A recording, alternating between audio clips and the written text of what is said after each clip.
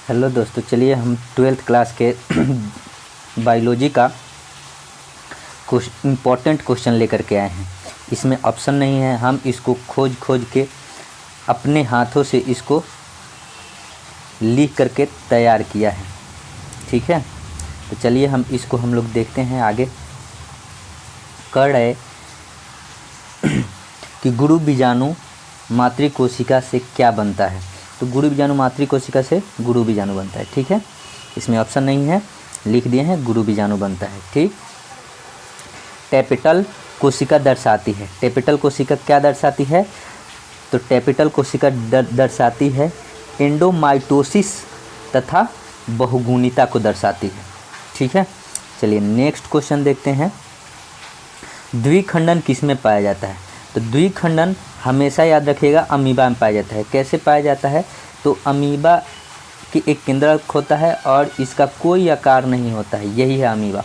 अब ये द्विखंडन का मतलब यहाँ पे भोजन पचाने वाला भोजन रसधानी हो गया, है ना। अब भोजन रसधानी से मतलब नहीं है, मतलब क्या से है? केंद्रक से। केंद्रक के बीचों बीच ठीक अपने शरीर को दो भागों में तोड़ लेता है, तो इसी को कहा जाता है द्विविखंडन। ठीक है, चलिए नेक्स्ट क्वेश्चन देखते हैं।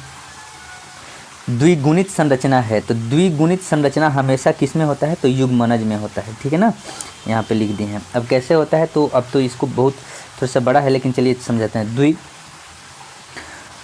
द्विगुणित संरचना क्या है? तो युग्मनज है। तो द्विगुणित का मतलब होता है कि वैसे जनन जिसमें दो विपरीत लिंग वाले जीव जब भाग लेते हैं और उनसे जो भी युग्मक प्राप्त होते हैं और वो जब आपस में संलयन करते हैं उसको युग्मनज कहा जाता है। ठीक है, चलिए नेक्स्ट क्वेश्चन देखते हैं। उभयलिंगी प्राणी है, तो उभयलिंगी प्राणी जो है केंचुआ है। केंचुआ कैसे उभयलिंगी है? क्योंकि केंचुआ मतलब होता है चेरा। चेरा, ठीक है। तो चेरा में नर और मादा, ठीक है, मेल और फीमेल दोनों एक ही में पाया जाता है, इसलिए इसको क्या कहा जाता है? उभयलिंगी कहा जाता है। चलिए नेक्स्ट क्वेश्चन देखते हैं हम लोग। नेक्स्ट क्वेश्चन कह रहा है कि मानव युग्मकों में गुणसूत्रों की कितनी संख्या होती है? तो हमेशा याद रखिएगा, मानव युग्मक में जब पूछे ना तो हमेशा 23 मरिएगा। देखिए 23 लिखा हुआ है। आकर पूछे कि किसी मनुष्य में युग्मकों की संख्या कितना होता है, तो 23 जोड़ा बताइए, जोड़ा बताइए या 46 बताइए। ठीक है, अगर युग्मक में पूछे तो केवल 23 होगा। ठीक, चलिए अगला क्वेश्चन देखते हैं। जब संतति की उत्पत्ति एकल जनक द्वारा होती है तब यह क्या कहलाता है? तो ये एकल जनक के द्वारा होता है तो इसको अलैंगिक याद रखिएगा। देखिए अलैंगिक, अलैंगिक। और दो जनकों से उत्पन्न होती है तो हमेशा ही होगा लैंगिक होगा। ठीक ना, याद रखिएगा। चलिए नेक्स्ट। भ्रूणपोष में कितने क्रोमोसोम होते हैं? तो भ्रूणपोष में क्रोमोसोम की जो सूत्र होता है वो 3n होता है। ठीक है, n इक्वल टू क्रोमोसोम का नंबर। अगर मान लीजिए कि 3n बराबर अगर 10 दिया है तो इंटू हम n के जगह पर कितना रखेंगे? 10 इक्वल टू कितना हो जाएगा? 30 हो जाएगा। ठीक है, चलिए पादपकाय अगुणित है, तो पादपकाय अगुणित है क्या? शैवाल। ठीक है, मनुष्य किस ऑर्डर तथा किस कुल का सदस्य है? तो जो मनुष्य है प्राइमेट ऑर्डर का है और होमिनिडी कुल का सदस्य है। ठीक है, चलिए प्राइमेट तथा होमिनिडी मनुष्य है। नेक्स्ट कर है कि युग्मक सामान्यतः किस प्रकार के होते हैं? तो युग्मक हमेशा इसको द्विगुणित होते हैं या डिप्लॉयड होते हैं। डिप्लॉयड, ठीक है, हमेशा याद रखिएगा। इंग्लिश में डिप्लॉयड कहते हैं और हिंदी में द्विगुणित कहते हैं। ठीक है, करे कि ईस्ट में प्रजनन मुख्यतः किसके माध्यम से होता है? तो ईस्ट में प्रजनन हमेशा मुकुलन के द्वारा होता है। तो याद रखिएगा ईस्ट में मुकुलन के द्वारा होता है। और हाइड्रा में भी अगर पूछे कि हाइड्रा में प्रजनन किस माध्यम से होता है, तो हमेशा याद रखिएगा मुकुलन के द्वारा ईस्ट और हाइड्रा में होता है। नेक्स्ट क्वेश्चन देखते हैं। कह रहा है कि 124 शुक्राणुओं के निर्माण में कितने अर्धसूत्री विभाजन की आवश्यकता होती है? तो इसमें 62 होता है। ठीक है, कैसे होगा ये क्लास में हम डिस्कस कर देंगे, या किसी टॉपिक पर, इस टॉपिक पर वीडियो बनाएंगे तो उसमें डिस्कस कर देंगे। बस याद रखिए कि 62 होता है। चलिए नेक्स्ट क्वेश्चन देखते हैं। नेक्स्ट क्वेश्चन कहते हैं कि एसिटाबुलेरिया क्या है। तो एसिटाबुलेरिया एक प्रकार के शैवाल है। ठीक है, आप लोग 11th में पढ़े होंगे कि शैवालों की कुल कितनी संख्या है, पूरे विश्व में शैवालों की कितनी संख्या है, 40,000। ठीक है, चलिए नेक्स्ट देखते हैं। तो उसी में से एक है एसिटाबुलेरिया, शैवाल का ही प्रजाति है। उभयलिंगी जंतु नहीं है, घरेलू मक्खी। घरेलू मक्खी उभयलिंगी जंतु, इसमें नर और मादा दोनों पाया जाता है। ठीक है, चलिए नेक्स्ट क्वेश्चन देखते हैं।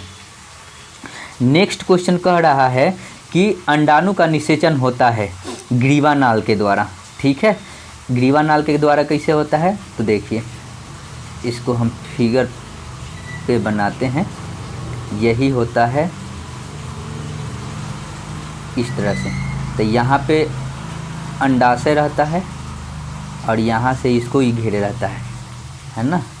तो यही हो गया ग्रीवा नाल, ये जो है ग्रीवा नाल। यहीं पे अंडाणु का क्या होता है, निर्माण होता है ग्रीवा नाल में ही। चलिए नेक्स्ट क्वेश्चन देखते हैं। नेक्स्ट क्वेश्चन कह रहे हैं कि जिन परिपक्व बीजों में भ्रूणपोष रहता है उन्हें कहते हैं, तो एंडोस्पर्मिक कहते हैं। क्या कहते हैं, एंडोस्पर्मिक।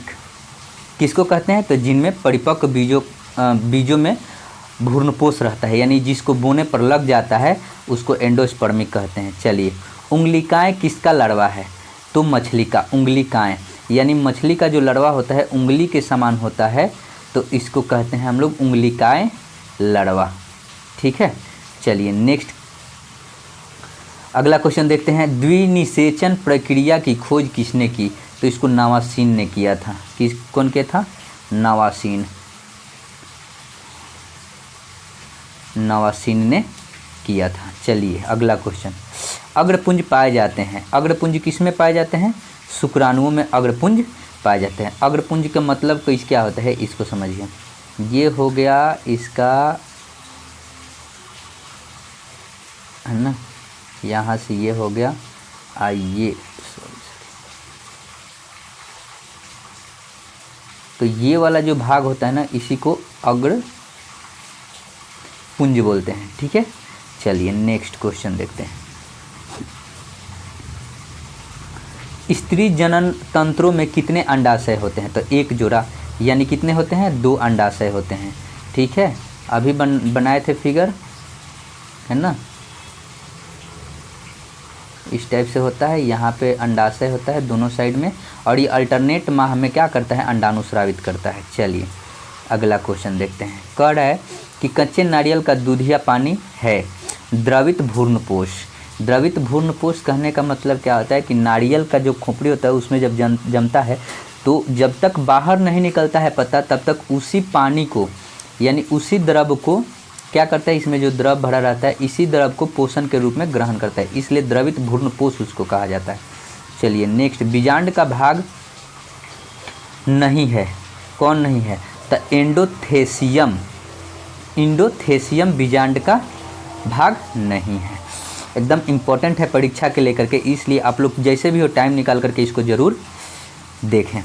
शुक्राणु में अग्रपुंजक का निर्माण किससे होता है, तो ये होता है शुक्राणु में अग्रपुंजक का निर्माण गोल्गी बॉडी से होता है। गोल्गी बॉडी से होता है, याद रखिएगा, गोल्गी बॉडी से होता है। नेक्स्ट क्वेश्चन कर रहा है कि अलैंगिक जनन द्वारा हजारों पौधों को उत्तक संवर्धन की कौन सी विधि से बनाया जाता है, तो सूक्ष्म प्रजनन से बनाया जाता है। कौन सा प्रजनन होता है, तो भाई सूक्ष्म प्रजनन, ये बहुत ही धीमी गति से होने वाले प्रजनन से बनाया जाता है। चलिए नेक्स्ट क्वेश्चन कह रहा है, निषेचन के दौरान एक शुक्राणु अंडाणु के किसके संपर्क में आता है, तो पारदर्शी अंडावरण यानी जोना पेलुसिडा इसको बोलते हैं, यानी पारदर्शी अंडावरण के संपर्क में आता है, इसको इंग्लिश में जोना पेलुसिडा बोला जाता है। नेक्स्ट क्वेश्चन कर रहा है कि जंतुओं में नहीं पाया जाता है, क्या नहीं पाया जाता है, तो क्लोरोप्लास्ट नहीं पाया जाता है। याद रखिएगा, जंतुओं में क्या नहीं पाया जाता है, क्लोरोप्लास्ट। नेक्स्ट क्वेश्चन कह रहा है कि अंड प्रजनक है तो यानी अंडा देने वाला कौन कौन सा जीव है, तो मुर्गा है, सॉरी मुर्गी है, सांप है, मगरमच्छ है, कछुआ है, चिड़िया है, छिपकली है, गिरगिट है, ये सब अंड प्रजनक जीव है। ठीक है, चलिए नेक्स्ट, शुक्राणु जनन का नियंत्रण किसके द्वारा होता है, तो शुक्राणु जनन का जो नियंत्रण होता है एलएच के द्वारा होता है। ठीक है, चलिए एलएच तो हम पूरा नाम भी बता देंगे, लेकिन इसको बस एलएच ही समझिए। चलिए द्विगुणित है, द्विगुणित क्या है, युग्मनज, युग्मनज, द्विगुणित क्या है, युग्मनज।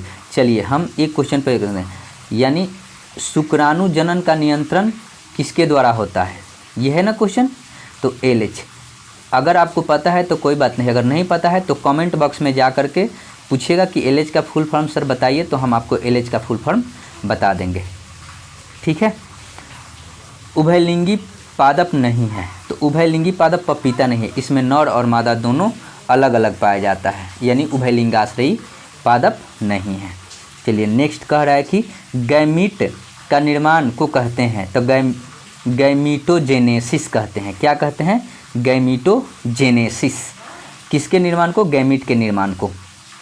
चलिए नेक्स्ट क्वेश्चन है, निषेचन क्या है, तो अंडा तथा नर न्यूक्लियस का संयोजन क्या है, तो अंडाणु तथा शुक्राणु का संयोजन को हम लोग निषेचन कहते हैं। यानी स्त्री के शरीर से अंडाणु स्रावित होता है और पुरुष के शरीर से शुक्राणु स्रावित होता है। आइए जब दोनों आपस में मिलते हैं तो इसी को हम लोग क्या कहते हैं, निषेचन कहते हैं। ठीक है, नेक्स्ट क्वेश्चन, एक लिंगी है गुड़हल, है ना, उड़हुल, उड़हुल यानी अड़हुल का जो फूल होता है, अड़हुल का जो फूल होता है, जो लाल कलर का यानी अलग अलग कलर का फूल आता है, उसी को हम लोग एक लिंगाश्रयी है, उसमें नर और मादा अलग अलग पाए जाते हैं। नेक्स्ट कह रहा है कि नर युग्मक से संयोजन कर भ्रूणपोष बनाता है, कौन बनाता है, तो द्वितीय केंद्रक बनाता है। हमेशा याद रखिएगा कि द्वितीय केंद्रक बनाता है क्या, नर युग्मक से संयोजन कर भ्रूणपोष बनाता है, द्वितीय केंद्रक बनाता है क्या, भ्रूणपोष। ये भी क्वेश्चन पूछेगा कि द्वितीय केंद्रक बनाता है क्या, तो भ्रूणपोष। ठीक है, लास्ट क्वेश्चन है कि स्तनधारी के शुक्राणु के मध्य भाग में क्या पाया जाता है, तो माइटोकॉन्ड्रिया पाया जाता है। हमेशा याद रखिए इसको। ठीक है, कि शुक्राणु के मध्य भाग में क्या पाया जाता है, तो माइटोकॉन्ड्रिया पाया जाता है, जिसको हम लोग ऊर्जा गृह बहुत बोलते हैं। ठीक है, चलिए अगर इसमें आपको कोई डाउट हो तो कमेंट बॉक्स में ज़रूर बताएं। अगर आप यूट्यूब पर देख रहे हैं तो सब्सक्राइब लाइक ज़रूर करें और कमेंट में इसमें सही गलती की को भी बताएं। और फेसबुक पेज पर देख रहे हैं तो पेज को फॉलो कीजिए, कमेंट कीजिए। जय हिंद, जय भारत।